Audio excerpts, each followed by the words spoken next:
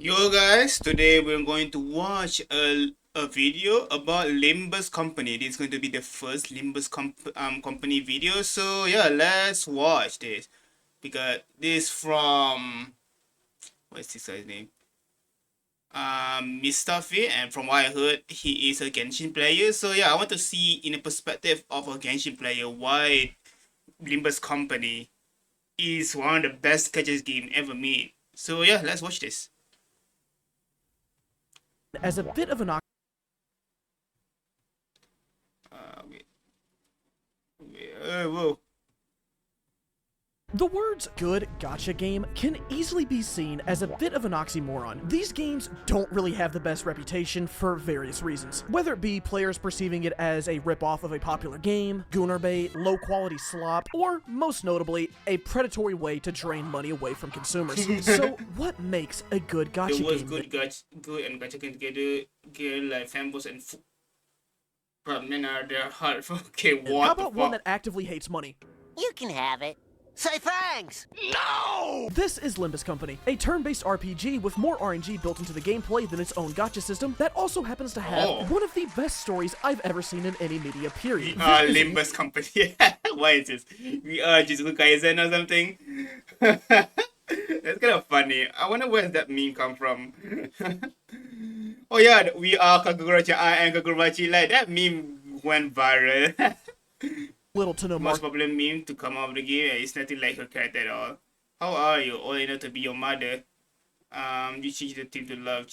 Oh, sweetie, this can be our latest secret. for this game aside from Roblox and YouTube videos calling this the best gacha you've never heard about. And this is no exception. Oh, that's a lot of video from this. Aside from Roblox and YouTube videos Yeah, that's a lot. calling this the best gacha you've never. Little to no marketing for this game aside from Roblox. Oh, that's kind of cool. Roblox and YouTube videos calling this the best gacha you've never heard Wait, what game is that? What game of Roblox is that? I want to try it out. about. And this is no exception to that. This is one of the few pieces of media that I've consumed in my life that has Particularly if you were to take off your clothes. Whoa. actually gotten me close to crying, and it's because of this game's beautifully crafted stories, well-developed characters, and its interesting gameplay. What the fuck is that? But today, I hope to tell you all about this wonderful game that has taken up over 200 hours of my life this year, and That's to a explain lot. why I believe this is one of, if not the best gacha games that you can play right now.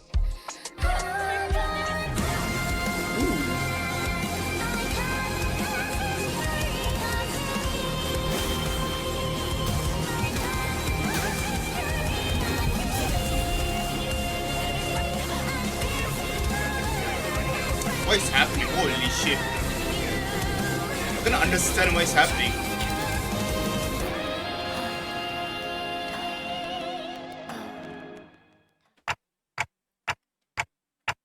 Limbus Company begins with a clock person getting attacked by the lion, only for said Lion. lion to then get hit by a wild bus. Ever since the fire trucks came out, this type of violence has been much more common. This clock person is Dante, the main Yeah. protagonist of the game, who is currently having amnesia, and you know that Oh. makes sense because their head got surgically Okay, like almost all characters in in gacha games has amnesia. I generally think that Ether is the only one that that doesn't have amnesia in gacha games. Well, the Sensei might have memories actually. I don't know about Sensei. Like Sensei is not really a well-known main character from what I've seen in other gacha games. Like for the Doctor, like he is very important lore-wise, but for Sensei in Blue Archive, I don't hear shit. So yeah, maybe, but yeah, generally, the Traveler is the only one where I think they don't have amnesia. Like I generally think they don't have it. It's just that there's the other sibling just went ahead of time in their life. replaced with a clock. I am just going to say this right now. Dante is the best protagonist out of any gacha game, period, Why? and by far the drippiest. Now, I am not Why? the biggest fan of amnesia tropes and narratives. It is way overdone in my Yeah, look at that. How many? That's a lot. Even AFK, really? Even never. Okay, not never. What is this game again? I forgot. The Tower of Fantasy. I don't remember actually.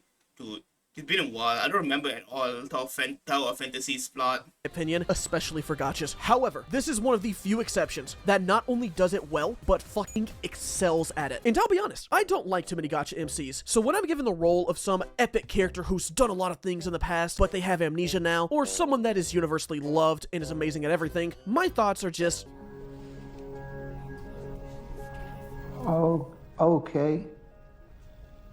Which is why Dante is so refreshing, because this feels like a real character. Dante has the foundation of a generic self-insert MC, but the amnesia works here because this is the third game in a trilogy. So if Limbus is your Lobotomy Corporation, Library of what the fuck is that of Runia? Playing the first two games not required to enjoy, okay? first game, then you're in the same shoes as Dante. And if it's not your first game in the Project Moon world, it still works because Limbus goes beyond the first. What the fuck is this? What is that? Lobcop? Library of Ruina, Limbus Company. Green, what is this? Oh! Interesting. So they're in the same universe. So Limbus Company just has different districts. I don't know what the fuck I'm watching. Two games. But what puts Dante into the stratosphere is that their character is not defined by their amnesia. Yes, they lost their memories, but Dante has goals. They talk a lot. They make mistakes, and they learn just as we do. They feel like a real person. And it is so nice to play a gacha game where everyone around you doesn't do tricks on it. Oh my god. What is that laugh? I don't care. I love this moment. Like, I love Chisa. Chisa my favorite character in Wuthering Waves. Even though in terms of writing wise, she's probably the least interesting character. You don't have a harem in this game. These people are not your friends to start out with, and you do not have a singular traveling companion to tell you everything. You have Hey, Paimon is a great travel companion. Relax, we haven't seen what she's going to be. Wow, that's a lot of characters. 12 employees that just see you as a boss. You get one meat rider, one, and she only acts like Wait. Could you... like this once she finds out you're the boss. If your title, one meat rider, one. Only one meat rider? Okay, she's the meat rider. And she only... Could you stop bullying and say, kill yourself? Others, as your manager, please stop bullying me all the time, sir. Damn, that's actually insane. acts like this once she finds out you're the boss. If your title was literally anything different, she would not give a fuck about you. The cast of Limbus Company is such a breath of fresh air. These characters are all unique and I definitely legit to cook, okay? Simply a genius whom you're lucky to crossfire even once in a while. have their own personalities and identities. Project Moon fans are loving that joke right now. These are the 12 sinners, and they are what make 12 sinners? Okay, interesting. Limbus Company.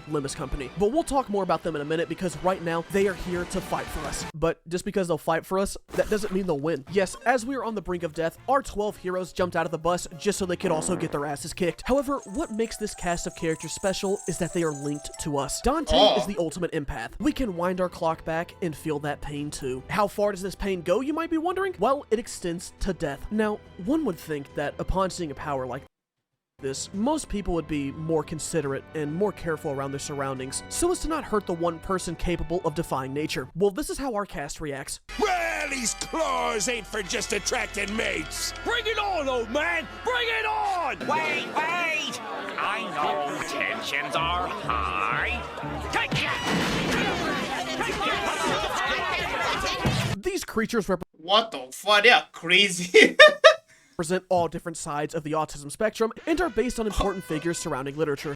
Oh, Dante Alighieri, the Inferno. We've got Yisang, a depressed Seen an ideal. nerd who likes to spam his vocal stem. Does anyone know someone who can help us? Anybody. Anybody at all. Why mustn't, man? someone who can help. If you say you're fired. 이상적이지 않소. Get out! Faust, a being who appears to be What's nearly Korean, omniscient Okay, interesting. False. Oh, okay. I didn't know it all. and acts like Grok for most of the journey. Don Quixote, arguably the Don. Oh, interesting. The strongest Yappo in history. Oh, fuck. Oh, no. Oh, man. Oh, that's gonna scare you. Oh, my God. Like, I already hear yes of Ladu in Arknights. Holy shit. The Duke and Cassie yap so much that it's insane how much they yap. Poster child of Limbus Company, and is currently hyperfixated with tales of heroism and will not shut the fuck up about it. Ryoshu, a violent, insane psychopath who speaks primarily with acronyms. Shut your bitch ass up! Merceau, the Oh, that's what it means. Shut your bitch ass out. Okay, that's actually I knew when they use it, but I never knew what it actually means. Sometimes I just don't want to know the jargon just because I feel like it would be, waste of time. I'm based. unintentionally funniest character in this game. Bro straight up punches a woman to avoid a citywide conflict. Honglu, the most beautiful man with homophobia you've ever seen, and is also a citywide conflict. Honglu, the most beautiful man with homophobia you've ever seen, and is also equipped with a nice smile. The most beautiful man with homophobia you've ever seen, and is also He has homophobia? That's actually insane. What the fuck? equipped with a nice smile. That's all there is to him. Heathcliff, the most stable... Really? Heathcliff. Wuthering Heights. Bloody hell, mate. You fancy a girl? British person you'll ever meet in your life. Ishmael, Werewolf? probably the most rational and normal Ishmael, what a name. Everything is her fault. What? person, aside from all of the trauma. Rodion, a charismatic, charming woman Rodion needs you, go help him. Ooh, Fyodor. who, instead of spending her time on the basketball courts, chooses to indulge in a bit of gambling. Sinclair, someone that can easily be interpreted as a little bitch until you step back and realize, no, wait, everyone around him is actually just insane. Otis, a war veteran who is a D1 meat writer for Otis, that's the name. Authority. And finally, we have Gregor, potential man himself, who is a Potential man. Cockroach. Oh, Franz Franca. Holy, I know a lot of this book's name. war veteran that hasn't fully recovered from their past, but overall they're a pretty chill guy. That covers the playable cast, but we're also joined on the bus by its driver Charon and our guide Virgilius. Charon is the cute little mascot driver Oh, it's based on this. Oh, interesting. It's the one that the boat that brings you to the afterlife, I think. that operates the man-eating bus, and Virgilius is our tour guide who is about as useful as a knitted condom. Virgil is here to Aura Farm, call us an idiot, and tell us what to do. This is just a very brief description of what these characters are like at a first glance, but trust me, there is so much more than what I've let on about. We are in charge of this group of chuckle fucks, and our journey is about going through the different districts of the city so we can obtain the golden bows. Now, what is a golden bow, you might ask? Well, they are branches. That's what we call stems growing from the trunk of a tree. These ones happen to have a golden glow to them. You think I'm being a smartass by saying this when all I'm doing is quoting Virgilius? I told you, these people do not fuck with you like that. Hope you don't mind if a white boy speaks a little Italian, but this game's story is divided into cantos. Each canto has two narrative purposes. The first being to find and obtain the golden bows, since the higher-ups at Limbus Company want them for some undisclosed reason. The other purpose being to develop the sinners and learn about their stories. This right here. This is what makes the game so incredible. These characters are more than just an excuse to grab monies from consumers, and this is what separates Limbus Company from other gachas. When gachas design characters, it can very clearly feel like they made certain units with only one goal in mind. But in Limbus Company, you are stuck with these 12 characters for the entire journey. All 12 of them are with you, and each of them have their own stories to go through independent of just finding a cool stick. These stories are dark. They talk about some pretty mature themes. War trauma, overcoming your past, nihilism, coming to terms with reality, and so much more. There is a That's normal. reason why this game is rated M. Just look at what shows up on the loading screen. This looks like a Twitter user's DNI list. These characters have seen some shit, and learning about them and what makes them who they are is one of the biggest appeals to this game. These don't feel like characters designed for a video game to make money. These feel like characters written for a story. Yes, they are using the visual novel format to convey the narrative, so you get situations where the writing is really intense and emotional, but the character sprite just looks like this. The Is there voice actors? I guess so. I guess not. writing and dialogue in this game doesn't treat you like a child. They trust that you can read, and they don't waste your time with bloated, incessant talking. Nearly every bit of dialogue has a purpose in this game, to either strengthen character interactions or the world. And they've got some straight heat in this game. 물러나라 자로. Oh, there is 독한 voice. 겨울을 주자. 아우의 품을 짐작할 길이 없겠구나. The song, holy.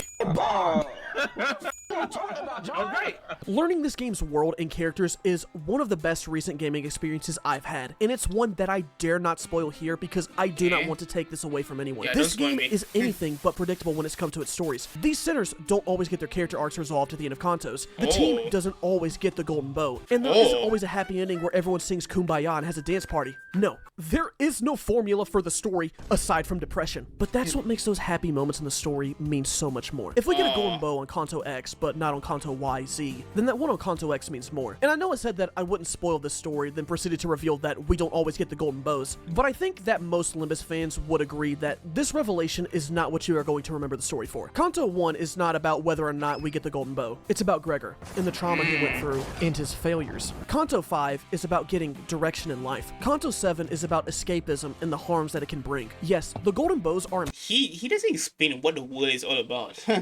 He doesn't explain the world building just yet, so I guess I'm going to learn it myself. Like, all the glaze are for the characters, but not the world just yet.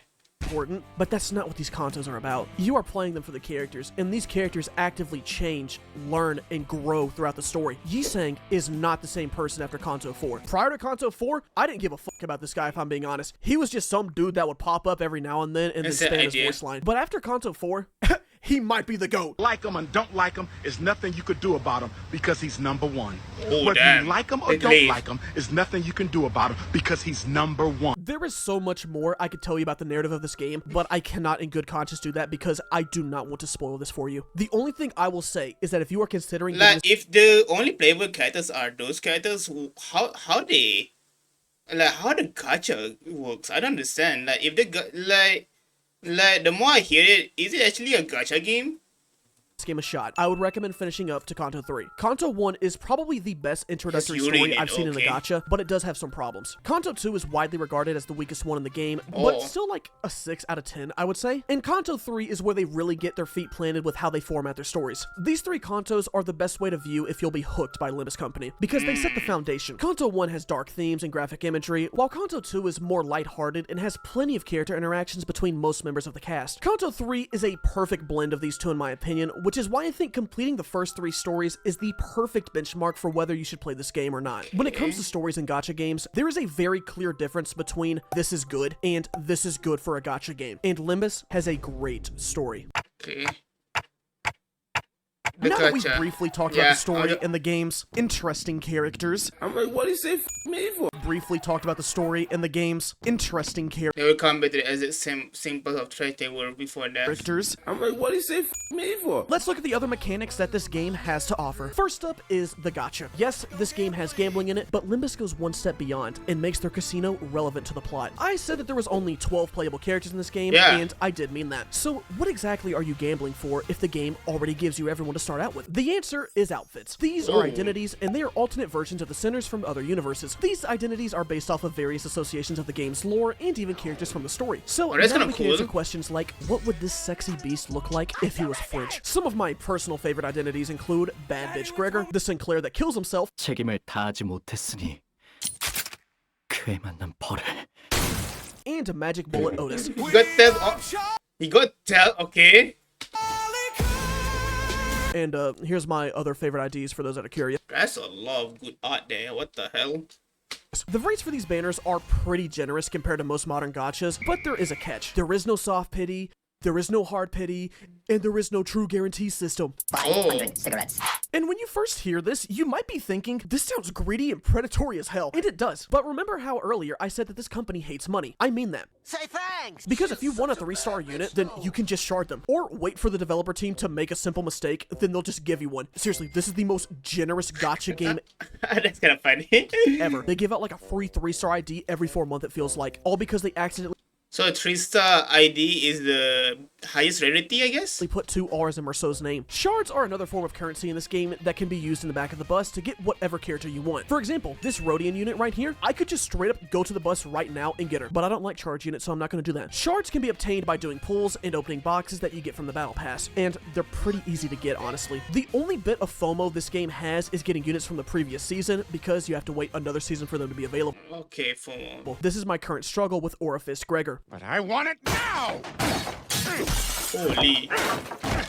The other bit of FOMO is Walpurgis Knocked, which is a special event that comes around once every who knows at this point to give players a chance of limited egos and units. Unless it's a character within these restrictions, getting the unit you want really isn't that difficult. Every 3-star ID costs 400 shards, from the dog to even the cracked ones. It is all the same cost. And after playing for a while, it'll get to the point where gambling really isn't even worth it, because you can just wait like 7 days, get the unit from shards, and save your pools for a character that you really want in the future. But that still won't save my child's college fund. My personal experience with the gacha has been pretty good, all things considered. Like I said, the rates are pretty generous. My first ever 3-star was an announcer of a character that doesn't even show up until like 50 hours of playtime. And when I got this, I thought, wow, so it's gonna be one of those gacha games, huh? But after that, and even now, I get 3-star characters pretty consistently, and even if I don't get the character I want in like 30 to 50 pools, I can just shard them later. I already have all of the characters that were available for the season's run, and the one I don't have is one that I don't want. I really don't care for charge. I'm fully aware that luck does play a part into this, and that is a common trend I have where I'm the lucky son of a bitch in every game that isn't my fucking job. In general, as someone who has spent probably like $105 on a game that I've been playing since April, I think I've gotten a pretty good amount of 3-star units from both pools and shards. You can spend money on banners, but there is no point in wailing. Once you get a character, you've got them at the highest potential. There's no constellations or anything like that. All you gotta do is level them up. So if you get 3 of these Merceaus in a banner, then all you got was 1 of those Merceaus and 100 Merceau shards. Wailing is really not necessary in this game, I promise you. All in all, the gacha is still gacha at the end of the day, but this is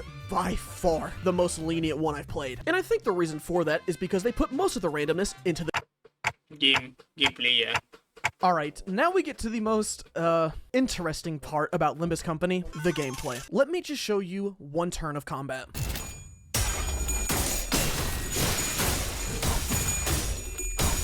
What the fuck is happening?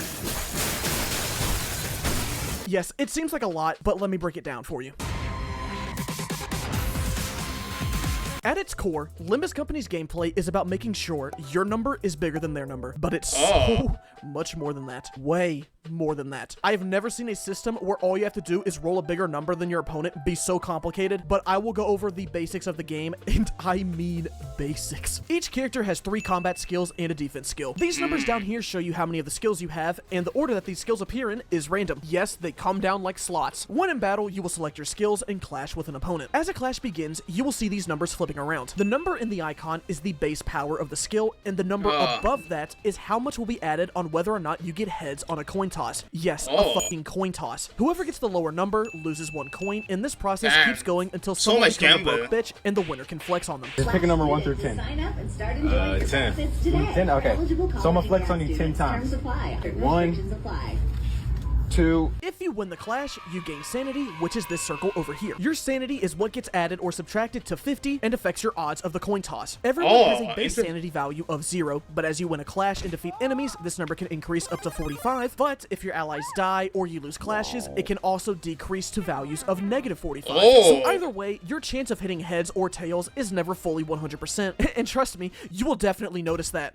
Okay, when you pick your attacks, you might spot some text that appears next to them. Hopeless, struggling, neutral, favored, and dominating. These tell you about your chances of winning said clash, but don't always believe them. I will never forget this one fight I had in Kanto 8, where my 45 SP Faust got tails on a coin flip, while the boss with negative 20 SP got heads on all 5 coin flips and nuked my whole team. That's bullshit. With 1 attack. In the event that your clashes are not favored or dominating, you can choose to use an ego if you have the proper amount of sin resources. Each attack has an affinity associated with them based on the 7 sins: wrath, lust, sloth, pride, envy, gluttony, and gloom. Yes, greed isn't here. I guess gluttony's fat ass ate it then got sad, so now we have depression. I'm such a fat fucking chud. But most newer players will just refer to them as their colors, since that's easy to remember. But don't worry, because as you play longer, these sins will become intertwined with said colors, and you'll become the coolest kid in kindergarten. Alright class, what color is this? Blue! Fools. I scoffed to myself. That's pride. If you've got the resources, you can activate an ego, which is the closest thing to an ultimate that you can use in this game. This is how you get the big numbers for clashing, and you might be asking, why didn't I just use an ego during that Kanto 8 fight? And joke's on you because I did, but still lost. Yeah, you know what you did wrong. That's insane. Keep staring at that wall. some of the time, your egos will win, and their effects vary greatly. Seriously, these things are all over the place in terms of what they can do. Each of the centers have their own base egos that range from Don Quixote giving back shots to blowing someone's head move off, and whatever Gregor's going through. There comes a giant fish!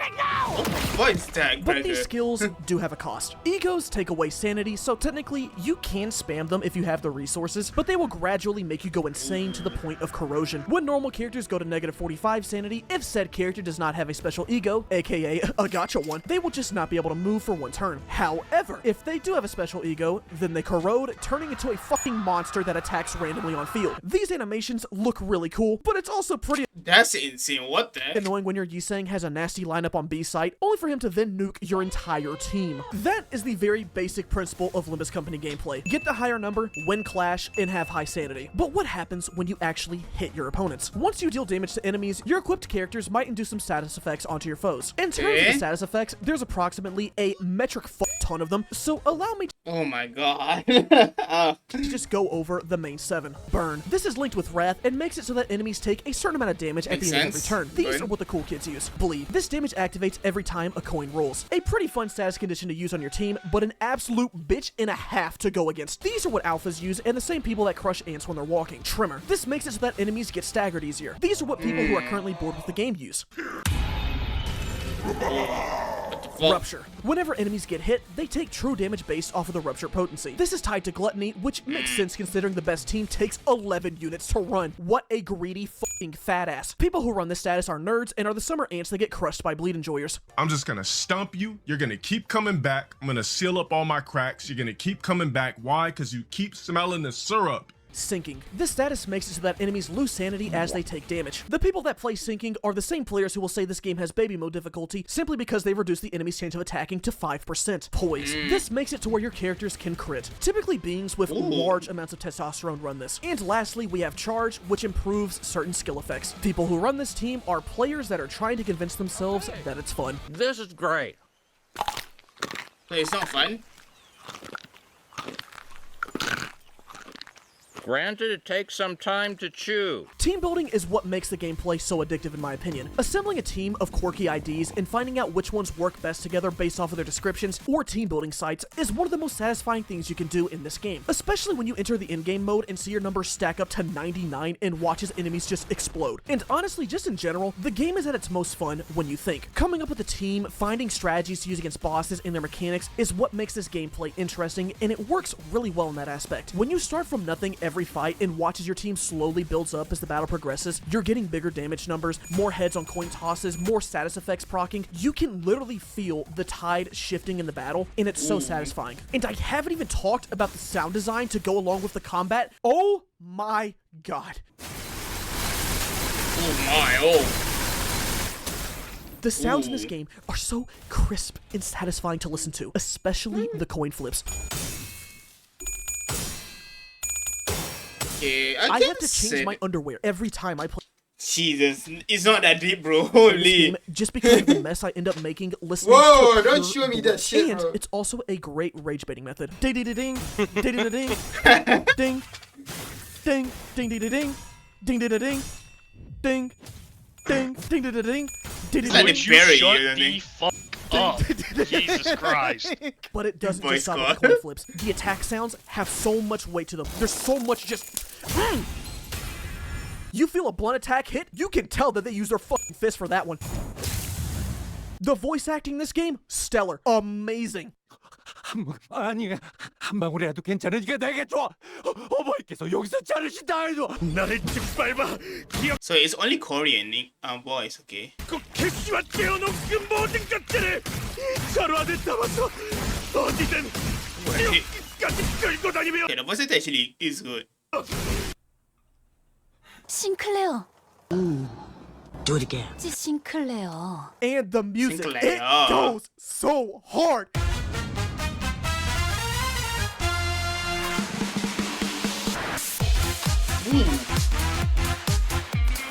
Damn, it's good actually.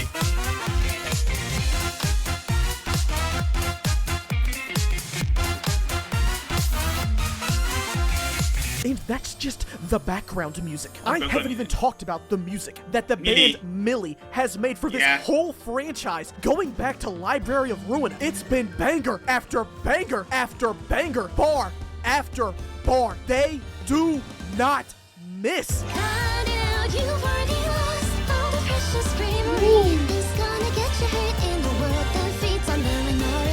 What song is this? What's big?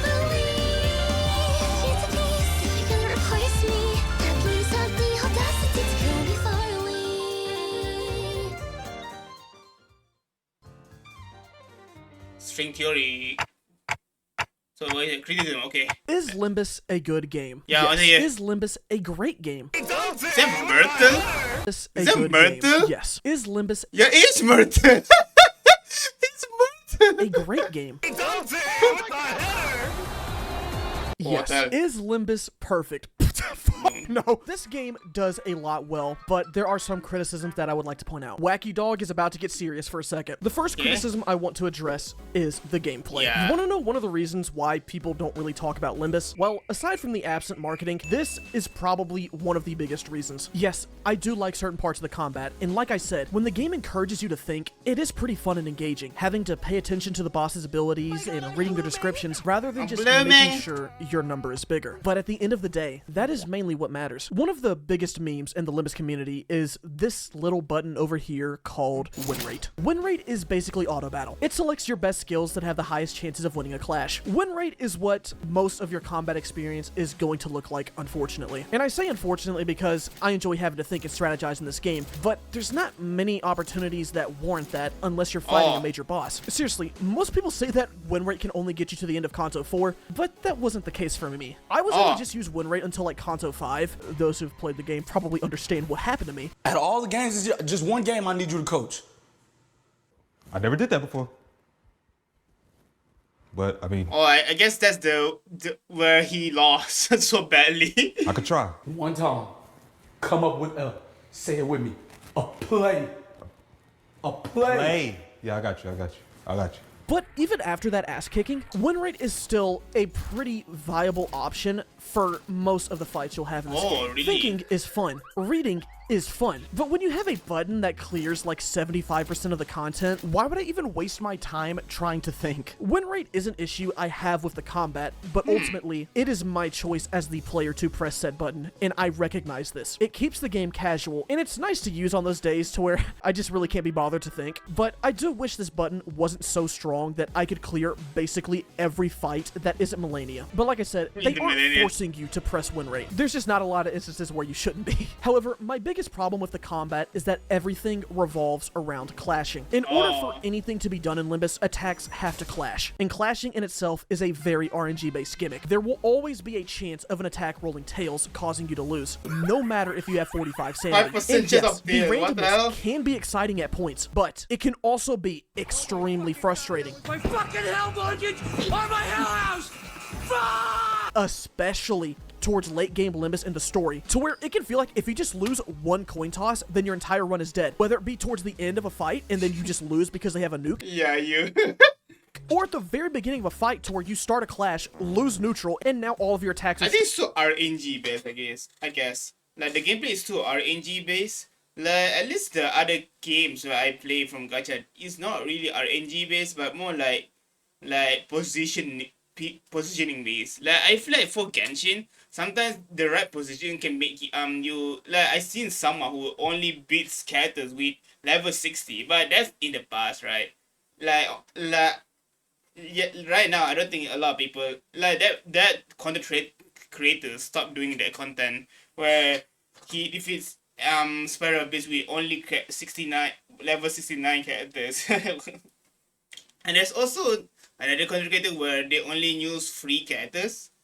And even then, they kind of struggle. I don't think it's going to work in this type of age. Especially for, like, you know, the lunar reactions. Like, the 4-star doesn't do... The 4-star free lunar area characters doesn't do lunar reactions, which is kind of unfortunate. And even the Traveler doesn't have any mode that helps him in doing lunar reaction. Like, at least for Natland, he can use what is that? I forgot that ability. That is Night Soul. Yeah, Night Soul. Like at least Traveler can use it and becomes useful using that ability. But other than that, but Honkai Pet, yeah, not strategy. Honkai Pet just needs you to get all the characters or not. You are cooked. But it kind of depends on the buff. Like the fact that DOT is like you really need to vertical investment. Vertical investment is the way to go for Honkai Impact for Honkai Star Rail. Like the fact that break characters are now strong and your vertical investment actually becomes viable now. Like same with DOT. The fact that DOT is now strong now shows that the meta can change very drastically suddenly. Like even then, like Walt is now one of the strongest character as a main DPS. Like damn, who would have thought?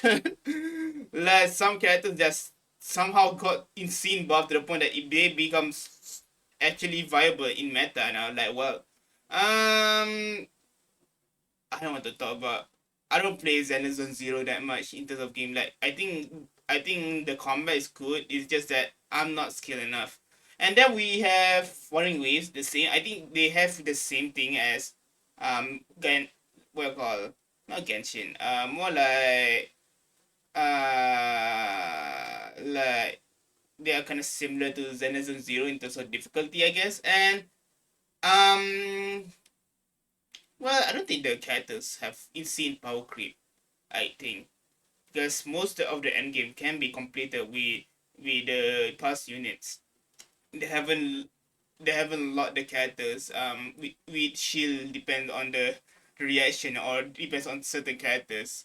And then we have what I call Arcanines, where it is purely strategy. Like generally, like even if you have the strongest character, like it means nothing if you don't strategize well and position the game well.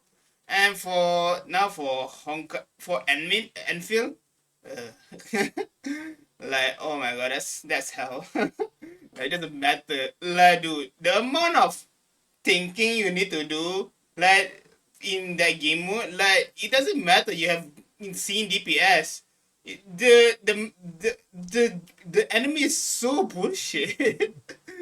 But yeah, let's continue. Struggling, so you might as well just restart at that point. I feel like I have a higher chance of getting a 3-star in a 10 pull than I do of winning a neutral clash at numerous points in this fucking game. You should have rolled better. How about I roll my nuts on your face? Get that ass, Ben. Unbreakable coins. Unbreakable coins are the bane of my existence. For the uninformed, Kim Ji-hoon created unbreakable coins after being inspired by Germany's actions during World War II. This is why the coin color was chosen to be red. I rest my case. For those who don't play the game, I mentioned how if you win a clash, the enemy loses 1 coin. Unbreakable coins do not go away, meaning that if they lose the clash, the attack still goes off, but with heavily reduced damage. Now, so the enemies has unbreakable coin. That's bullshit. Can live with getting hit for 4 damage. That's fine, but it's the 15 stacks of bleed that piss me off. End game and Mirror Dungeon. Mirror Dungeon is the end game mode for Limbus. This can be accessed pretty early on, and I would argue that it's at its best for new players, since it automatically levels up your units to max, giving you plenty of opportunities to try new characters and see if you want to actually invest in them for your normal teams. However, as you play more of Mirror Dungeon, it becomes exactly like the Squidward clip. Mirror Dungeon can be fun when you're trying new teams and seeing how far you can get your status effects to go. However, it can easily turn into a mindless win rate button simulator for an hour. Most of your Mirror Dungeon experience will likely turn into press win rate up until the last node, because there's a chance that there's a boss on the floor that might actually require some strategy. But there's also a chance that it doesn't. Mirror Dungeon can become difficult at times, which I do appreciate. But if I'm just trying to do my weeklies, I would like to have more engaging gameplay than me just pressing win rate and watching YouTube on my second monitor for an hour. Because once you catch up to the story, this is it. Limbus Company is just Mirror Dungeon. That's all there is to do. So I just wish there was a more consistent and interesting in-game mode available. The last criticism I have is the XP farming, primarily in the beginning. I'd say that the early game Limbus experience isn't too bad, aside from leveling up characters. These tickets are not worth jack shit.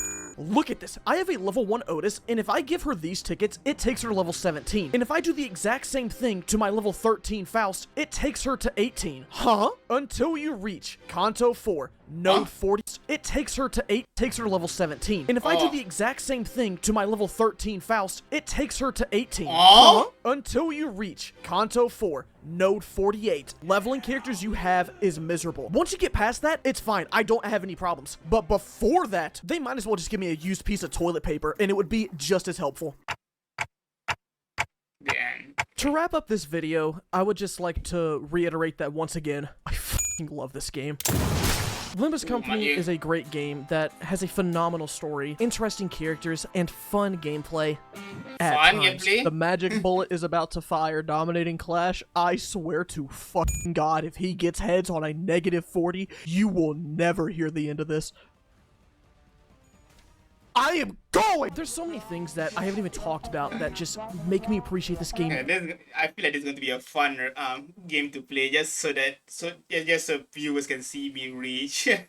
Even more, like how there isn't an RNG-based gear/loadout system. All you have to do is level up characters and level up their skills. That's it. Thank God. Even the small details I love, like how enemies get pushed further back in combat depending on how strong the attack is. Your characters will swap sides during animations, and how the British people in the game spell color. My favorite. Okay. Wrong. Ego voice lines changing after completing Kantos. Heathcliff's bat even changing after completing his Kanto. But the best part is when you're done with one of the Kantos and the main center of the chapter gets to sing the outro song. It's so good. It's so good. Marty. Too bad the best one's the first one you hear. And yes, Gregor is just that popular, huh? Even though I have certain problems with the gameplay, I still play this game daily and enjoy my time here. This game can be extremely casual at many points, but it can also provide me with a nice challenge every now and then. But what keeps me going gameplay-wise is that I feel like Limbus respects a nice challenge every now and then. It's insane. Holy. Me going gameplay-wise is that I feel like Limbus respects my time, which is one of the reasons why I support this. Yeah, I think there's a lot of things that I think that's what people hear about Genshin. They don't respect your time, generally, because sometimes it forces, especially with the lack of skip button. Obviously, a lot of people hate Genshin for not wasting their time a lot. Game so much. Thank you, thank you, thank you, thank you. And as for the community, wow. I was the leader of a very influential group. You mean the cult? You could call it a cult, but I'd say it was more of a movement. The PM community is definitely passionate, to say the least. I mentioned how there's basically no advertisement for this game, and that statement is mostly true until you meet a Project Moon fan, because they won't shut the fuck up about it. Beach volleyball. This fandom is the second generation of JoJo fans, and I mean that. What the fuck? That's insane. In many different ways. From the brain rot to everyone claiming that insert thing is a Project Moon reference, and their media literacy skills. God forbid you're a literature teacher and have a Limbus fan in your classroom. But jokes aside, it is nice to see how dedicated these fans are to not only Limbus, but the series in general. It is a charming energy that I've spectated from the outside. Yes, I see you, sleeper agents. This game's popularity is primarily contributed to word of mouth, but what's so interesting about this game's community, to me at least, is that everyone has a story for how they got into it. Son, you know, once you start, there's no going back. I don't think I've ever met someone who just stumbled upon Limbus on the Steam or App Store. It's either they were a Project Moon fan, they saw a video or meme about the game, a friend told them about it, Roblox, or another method. I only found out about this game. Like my friend, he plays all the gacha games and he never plays Limbus Company. Like generally, like he plays Trinity 7 for God's sake. Not is it? Yeah. He plays almost every gacha game and he never hears about Limbus Company. Like I was genuinely surprised. Like what? Like he played Blues Arca, he plays Arknights, your OG Arknights. He plays almost all 2D gacha games. But for some reason he never heard of Limbus Company for some reason. Game because of art I saw on Twitter. I saw the words Don Quixote underneath a drawing and said, huh, I recognize that name from a question on an AP US test I took. She looks cute. Then I was bored one day and downloaded the game. Limbus Company means a lot to me, and I've wanted to make a video on this game since June of this year. I even ended up making a whole separate gameplay montage for this game just because of how excited I was to edit this video. There is a lot to talk about with Limbus Company, and I would love to discuss the story, shocking reveals, and incredible boss fights, but I can't in good faith do that to you viewers who might want to give this game a try. Because if I spoiled this for you, I would feel terrible for robbing you of such a great experience. And this game has given me plenty of those. So I hope that it can do the same for you. This is Limbus Company. How many cantos? Plenty of those. Canton 1, Canton 2, Canton 3, Canton 4, Canton 5, Canton 6, Canton 7, Canton 8. Okay. So I hope that it can do the same for you. This is Limbus Company. One of the best gacha games on the market right now, and one that you should definitely consider playing. Until you lose another dominating clash, fuck this game! Here's the other montage I made.